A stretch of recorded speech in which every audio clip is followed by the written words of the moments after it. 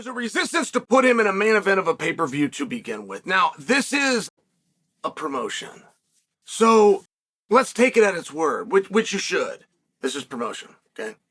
This is called demotion. When you're going up, you're being promoted.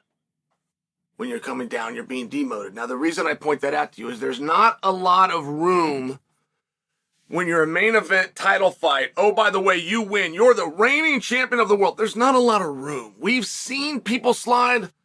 But like, we have to be able to not make a world champion a co-main event. We have to be able to sell out an arena and draw attention to a world champion, somebody other than the top spot, or else what are you going to do with Valentina Shevchenko, right? Like, it's one of those things. You can't just be the main event because you're the champion. But boy, it gets you close. I mean, it gets you real close. But we have to keep that in mind, because when we talk about what are we going to do with Belal Muhammad, before you jump forward and you tell me Rakhmonov, now if you really had the power of the pen and you really understood this isn't just about having a fist. Did I tell you guys about Maseo Parsons, by the way? Did I tell you this guy's in his first year of wrestling? He's winning matches. He gets so embarrassed. But I can see him. I want him to know that we're proud of him. What do you do with a guy who's your world champion, who already fought in a main event, who already was a part of a sold-out arena? Do you demote him? Can you? Can you demote him? I get that you can do anything. I get that we fiercely adhere to the rules that we make up as we go. No, probably not. That's probably your more realistic answer. Okay, great. But when you have that in mind, and I don't just need pay-per-views on Fight Night worldwide. I need to get good ratings for my press conference. I have something called a ceremonial weigh-in, which, by the way, is a television show that I would like people to watch. I got to put a poster out, and I don't want to have to put their names bigger than their faces. I want people to see the faces and know what the names are. So, would you really put Rakhmonov into that spot? Like, which one of those things do you feel gets knocked out of the park? I know it wasn't your press conference. In fact, you're probably going to have to not do it. You're going to probably have to switch to a media scrum. I know that your ceremonial weigh-in isn't going to be great. When Joe Rogan hits the stage and he comes in and does an interview, it's not going to be like the sought-after everybody be quiet moment. So would you really make that fight? And you're going to have to answer that. Somebody's going to have to answer that. And they're not in an envious position. Because if you don't make the fight that is required per the integrity of the sport, you also have a problem.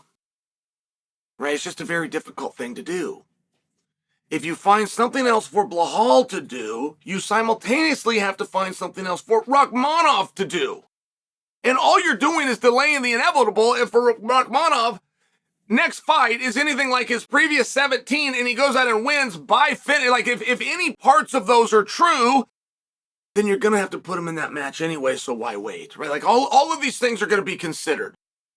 I go down this road because I believe, while you are saying Rakhmonov, which is a great choice, by the way, I believe if you were actually in the position to make it, that probably isn't the fight that you go with. So if it's not, who do you have him fight?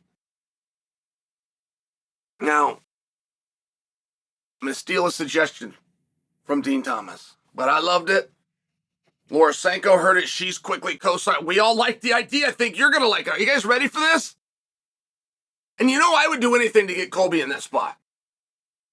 I would do anything for that parity and find a way to get Colby in to that position. And I don't believe that I can do it now. So I'm being real fair, right? I'm putting my cards on the table. Are you ready? Kamaru Usman. You put Belal in there with Kamaru Usman. And if you tell me no, just like with Rakhmonov, if you tell me no, you not only need something for Belal to do that you can sell to the public, you need something for Rakhmonov to do, which you got to be able to sell to the public. And I could see a scenario very easily where you put Kamaru Usman against Rakhmonov. I don't know that I can see anything that avoids that round robin I just listed for you. I understand the O in Ian Gary's record. But I don't know that Ian Gary is actually chomping at the bit to move into a 5-round atmosphere. I don't know that he's not. But I'm sharing for you, like, to get that fight, someone's going to have to step forward and say it's mine. And I don't believe that Ian Gary's going to do it. Not to mention, he doesn't have to, right? Like, in the world of showing that you have balls and courage, he already says Shavkat's name. Like, his hands are clean. But when you're looking around that division, my goodness, you got Ian Gary. He's a top-ranked guy. See, number 6, guys, he's somewhere just like that. He's a top-ranked guy with an undefeated record. You have Rakhmonov. What's he ranked, guys? He's got to be number 1. He's got to be. Without even looking at the rankings, he's got to be. If I'm wrong, he's number 2. You get my point, with an undefeated record. So you have these hammers, but that's all got to come in line in conjunction with the calendar. There's just so many things that have to match up. And if anyone's going to understand about you're going to have to do this to get to that, and it's not as simple as looking over here. If anyone's going to get that, it's Belal Muhammad. So Leon did not position himself, in my mind, in a way where you could turn to a rematch in a trilogy fight. And that normally would have been an option. There was ways to make that the option in the direction you're going. I don't feel he did that. I feel like that ship has sailed. And I think that Rakhmonov's in a very interesting spot. I mean, I think of the entire diatribe I just gave you, the most interesting piece there is Rakhmonov, because I believe Rakhmonov fights Belal Muhammad, according to you most, unless you listen to my logic and you realize we can't put him in a title fight, and that lands him with Kamaru Usman. Or you do, in fact, listen to my logic, and you find a way to get Usman in there with Muhammad. Like, it's a very interesting spot, but we've still identified the players. And Usman, I don't know that he'll speak up. Like, there's some nudging that has to happen. And Usman speaking up doesn't just involve Usman going after Muhammad. Usman, by default, is now in a proxy war that will be done through propaganda in the media and nothing else. And Usman's opponent right now is Belal. His opponent is Rakhmonov.